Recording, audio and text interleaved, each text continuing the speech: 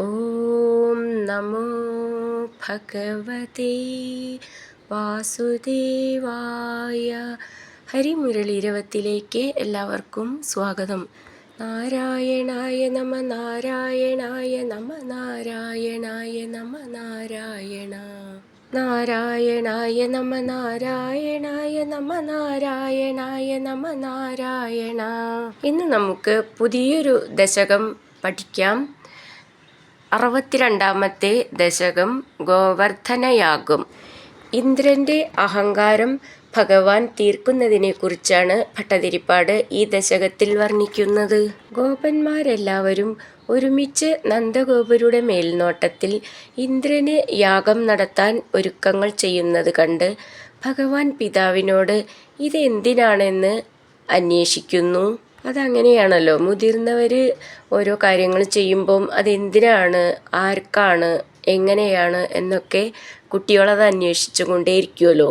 അതേപോലെ ഭഗവാനും ചോദിക്കുന്നു ഇതെന്തിനാണ്, ആർക്കാണ് എന്നൊക്കെ. വർഷം തോറും ഇന്ദ്രനു യജ്ഞം നടത്തിയാലേ മഴയുണ്ടാവുകയുള്ളൂ. ജീവികൾക്ക് ജീവൻ നിലനിർത്താനാവശ്യമായ സസ്യങ്ങളും വെള്ളവും മഴ മൂലമാണ് ഉണ്ടാകുന്നത്. പ്രത്യേകിച്ച് നമ്മുടെ പശുക്കൾ പുല്ലും വെള്ളവും കൊണ്ട് ജീവിക്കുന്നവയുമാണല്ലോ എന്ന് നന്ദഗോപൻ പുത്രന്റെ ചോദ്യത്തിന് മറുപടി നൽകി. ഇതു കേട്ട് കണ്ണൻ പറഞ്ഞു, ഇന്ദ്രനാണ് മഴ പെയ്യിക്കുന്നത് എന്ന വിശ്വാസം മൂഢത്തരമാണ്. കർമ്മഫലമാണ് മഴയ്ക്ക് കാരണം. വൻ കാടുകളിൽ നിൽക്കുന്ന വൃക്ഷങ്ങൾക്ക് മഴ കിട്ടുന്നത് അവ ഇന്ദ്രന് യാഗം നടത്തിയിട്ടല്ലോ. അങ്ങനെ പൂജിക്കണമെന്നുണ്ടെങ്കിൽ പൂജിക്കേണ്ടത് ഗോവർദ്ധന പർവ്വതത്തെയാണ്. ഭൂസുരന്മാർ ദേവന്മാരെക്കാളും ശ്രേഷ്ഠന്മാരാണ്. ഭഗവാന്റെ വാക്കനുസരിച്ച ഗോപന്മാർ ബ്രാഹ്മണരെയും പർവ്വതത്തെയും പൂജിച്ചു. ഭഗവാൻ പർവ്വതാത്മാവായിരുന്നു കൊണ്ട് അവർ കാൺകെ തന്നെ ബലി ഭുജിച്ചു. പർവ്വതത്തിനാണ് ബലിയർപ്പിക്കേണ്ടതെന്ന് താൻ പറഞ്ഞതിപ്പോൾ സത്യമായില്ലേ? ഈ പർവ്വതം ഇന്ദ്രൻ കോപിച്ചാലും നമ്മെ രക്ഷിക്കാൻ കഴിവുള്ളവനാണ് എന്ന് ഭഗവാൻ ഗോപന്മാരോട് പറഞ്ഞു. യാഗം അഭംഗുരം നടത്തി സന്തുഷ്ടരായി നന്ദഗോപാദികളായ ഗോപന്മാർ വ്രജത്തിലേക്ക് തിരിച്ചു. ഇന്ദ്രൻ ഇതറിഞ്ഞു. തൻ്റെ യാഗം മുടക്കിയ കൃഷ്ണനോട് വിദ്വേഷമായി. അഹങ്കാരം മൂത്ത ദേവരാജാവ് ഭഗവാനോട് പകരം വീട്ടാൻ തീരുമാനിച്ചു. മഹാവിഷ്ണുവായാലും മനുഷ്യനായി ജനിച്ചാൽ ദേവന്മാരെ വന്ദിച്ചില്ലെങ്കിൽ ദേവന്മാരുടെ മഹത്വം ഇല്ലാതാകും. അതിനിടയാക്കിയ ഈ ഇടയബാലന്റെ സമ്പത്ത് താൻ നശിപ്പിക്കുന്നുണ്ട് എന്ന് ഇന്ദ്രൻ തീരുമാനിച്ചു. ഇവരൊക്കെ ഒരു പാഠം പഠിപ്പിക്കണം എന്ന് വിചാരിച്ച് ഇന്ദ്രൻ ഭഗവാന്റെ വാസഭൂമിയായ ഗോകുലമാകെ വെള്ളത്തിലാഴ്ത്തിക്കൊള്ളാൻ പ്രളയമേഘങ്ങളെ ആകാശത്തിൽ വ്യാപിപ്പിച്ച് വജ്രായുധമെടുത്ത് ഐരാവതത്തിൽ കയറി പുറപ്പെടുന്നത് കണ്ട് അഗ്നി, വായു തുടങ്ങിയ ദേവന്മാർ ഉള്ളിൽ പരിഹാസച്ചിരി തൂകി. ഭഗവാന്റെ മായ ആരെയും മയക്കും, സംശയമില്ല. ബ്രാഹ്മണരുടെയും ഗോവർദ്ധനത്തിൻ്റെയും കൃപയുള്ളിടത്തോളം കാലം ഇന്ദ്രൻ ഒന്നും ചെയ്യാൻ പോകുന്നില്ല, ഭയപ്പെടേണ്ട എന്ന് പറഞ്ഞ് ഗോപന്മാരെ ആശ്വസിപ്പിച്ച ഭഗവാൻ എന്താണ് ഇന്ദ്രൻ വരാത്തതെന്ന് ചിന്തിച്ചിരുന്നു. ഇങ്ങനെയൊക്കെയുള്ള ഭഗവാൻ എൻ്റെ വിഷമങ്ങൾ മാറ്റി രക്ഷിക്കട്ടെ എന്ന് പ്രാർത്ഥിച്ചുകൊണ്ട് ഭട്ടതിരിപ്പാട് ഈ ദശകം ഇവിടെ അവസാനിപ്പിക്കുന്നു. നമുക്ക് ഈ ദശകത്തിലെ 1ഉം 2ഉം ശ്ലോകങ്ങൾ നോക്കാം. ശ്രീമൻ നാരായണീയം ദശകം 62 ഗോവർദ്ധനയാഗം. ശ്ലോകം 1. കദാചിത് ഗോപാലാൻ വിഹിതമഖസംഭാരവിഭവാൻ നിരീക്ഷ്യത്വം ശൗരേ മഖവമദമുധ്വംസിതു മനാഃ വിജാനന്നപ്യേതാൻ വിനയമൃദുനന്ദാദി പശുപാനപൃച്ഛക്കോ വായം ജനകഭവതാമുദ്യമയിതി. നമുക്ക് ഈ ശ്ലോകത്തിലെ വാക്കുകൾ പിരിച്ചിട്ട് അതിൻ്റെ അർത്ഥം നോക്കാം.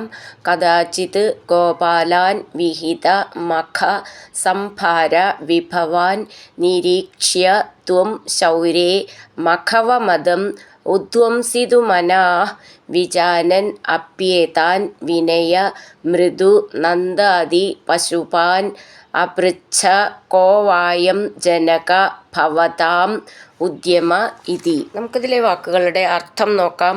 കഥാചിത് ഒരിക്കൽ, ശൗരേ കൃഷ്ണ ത്വം അങ്ങ്, ഗോപാലാൻ ഗോപാലന്മാരെ, വിഹിത മഖ സംഭാര വിഭവാൻ യാഗത്തിനാവശ്യമായ വസ്തുക്കൾ തയ്യാറാക്കാൻ തുടങ്ങുന്നവരായി, നിരീക്ഷ്യ കണ്ടിട്ട്, മഖവമതം ദേവേന്ദ്രൻ്റെ അഹങ്കാരം, ഉധ്വംസിതുമന നശിപ്പിക്കാൻ ആഗ്രഹിച്ചവനായി, വിജാനൻ അപി അറിയുന്നുവെങ്കിലും, ഏതാൻ ഈ, നന്ദാദി പശുപാൻ നന്ദൻ തുടങ്ങിയ ഗോപന്മാരെ, വിനയമൃദു വിനയത്താൽ മൃദുവായി, ജനക അച്ഛ ഭവതാം ഭവാന്മാരുടെ, അയം ഈ ഉദ്യമ പ്രവൃത്തി, ക വാ ഇതി എന്തിനാണ് എന്ന്, അപൃച്ഛ ചോദിച്ചു. നമുക്കിതിലെ അക്ഷരങ്ങളൊന്ന് നോക്കാം. കഥാചിത് കഥ ദ എന്നുള്ളത് തെയ്യൽത്തെ, ഗോപാലാൻ വിഹിത മഖ ഖ എന്നുള്ള അക്ഷരം നന്നായിട്ട് ഊന്നി പറയണം. സംഭാര ഭ എന്നുള്ള അക്ഷരം ഊന്നി പറയാനുള്ളതാണ്. വിഭവാൻ ഇവിടെയും ഭാന്ന് ഊന്നി പറയണം. നിരീക്ഷ്യ ക്ഷ്യ എന്നുള്ള അക്ഷരം നന്നായിട്ട് ഊന്നി പറയണം. ത്വം ശൗരേ മഖവമദം ഖ എന്നുള്ള അക്ഷരം മേഘം എന്നൊക്കെ ഉള്ളതിൻ്റെ നന്നായിട്ട് ഊന്നി പറയണം.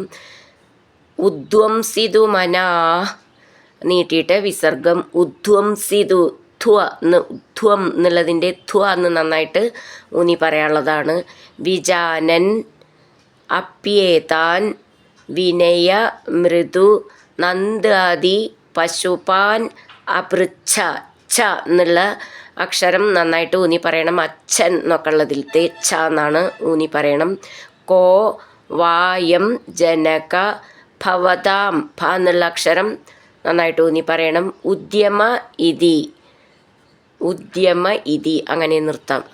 ഇവിടെ പശുപാനപൃച്ഛ അവിടെ വിസർഗമുണ്ട്, വിസർഗം പറയണം. പശുപാനപൃച്ഛ കോവായം. കഥാചിത് ഗോപാലാൻ വിഹിതമഖ സംഭാര വിഭവാൻ നിരീക്ഷ്യ ത്വം ശൗരേ മഖവമദമുധ്വംസിതുമനാ വിജാനന്നപ്യേതാൻ വിനയമൃദുനന്ദാദി പശുപാനപൃച്ഛ കോ വായം ജനക ഭവതാമുദ്യമ ഇതി. അടുത്തത് രണ്ടാമത്തെ ശ്ലോകം. ബഭാഷേ നന്ദസ്ത്വാം സുതനനുവിധേയോ മഖവതോ മഖോ വർഷേ വർഷേ സുഖയതി സവർഷേണ പൃഥിവീം നൃണാം വർഷായത്തം നിഖിലമുപജീവ്യം മഹിതലേ വിശേഷാദസ്മാകം തൃണസലിലജീവാഹി പശവ. നമുക്ക് ഈ ശ്ലോകം പിരിച്ചിട്ട് അതിൻ്റെ അർത്ഥം നോക്കാം. ബഭാഷേ നന്ദ സ്ത്വാം സുത നനു വിധേയോ മഖവതോ മഖോ വർഷേ വർഷേ സുഖയതി സവർഷേണ പൃഥിവീം നൃണാം വർഷായത് തം നിഖിലം ഉപജീവ്യം മഹിതലേ വിശേഷാത് അസ്മാകം തൃണസലില ജീവ്യാ ഹി പശവ. നമുക്കിതിലെ വാക്കുകളുടെ അർത്ഥം നോക്കാം. നന്ദ നന്ദഗോപൻ, ത്വാം അങ്ങയോട്, ബഭാഷേ പറഞ്ഞു, സുത അല്ലയോ പുത്ര, മഖവത ഇന്ദ്രന്, മഖ യാഗം, വർഷേ വർഷേ ആണ്ടുതോറും, വിധേയ നനു ചെയ്യേണ്ടതാണ്, സ ആ ഇന്ദ്രൻ, വർഷേണ മഴയാൽ, പൃഥിവീം ഭൂമിയെ, സുഖയതി സുഖിപ്പിക്കുന്നു, നൃണാം മനുഷ്യർക്ക്, മഹിതലേ ഭൂമിയിൽ, നിഖിലം എല്ലാം, ഉപജീവ്യം ജീവിതത്തിനാവശ്യമായ സാധനങ്ങൾ, വർഷായത്തം മഴയ്ക്കധീനമായിരിക്കുന്നു, വിശേഷാത് പ്രത്യേകിച്ച്, അസ്മാകം നമ്മുടെ, പശവ പശുക്കൾ, തൃണസലില ജീവാഹി പുല്ലും വെള്ളം എന്നിവ കൊണ്ട് ജീവിക്കുന്നവയാകുന്നു. നമുക്കിതിലെ അക്ഷരങ്ങളൊന്ന് നോക്കാം. ബ ഭാഷേ, ബ എന്നുള്ളത് മൃദുവായിട്ട് പറഞ്ഞാൽ മതി, ഭ എന്നുള്ളത് നന്നായിട്ട് ഊന്നി പറയണം. നന്ദസ്ത്വാം, സ്ത്വാം നവള ചിഹ്നം മുർക്കം അതൊക്കെ ശ്രദ്ധിച്ചോളൂ. ദീർഘം. നന്ദസ്ത്വാം സുത നനു വിധേയോ ഥേ എന്നുള്ള അക്ഷരം നന്നായിട്ട് ഊന്നി പറയണം. മഖവതോ ഖ എന്നുള്ള അക്ഷരം ഊന്നി പറയാനുള്ളതാണ്. മഖോ ഇവിടെയും ഖ എന്നുള്ള അക്ഷരം. ഇവിടെ മഖ എന്നുള്ളത് മഖം എന്നൊക്കെ മുഖം എന്നൊക്കെ ഉള്ള ഖ എന്നാണ്. മഖ എന്നുള്ളതിൻ്റെ മേഘം എന്നുള്ളതിൻ്റെയാണ്.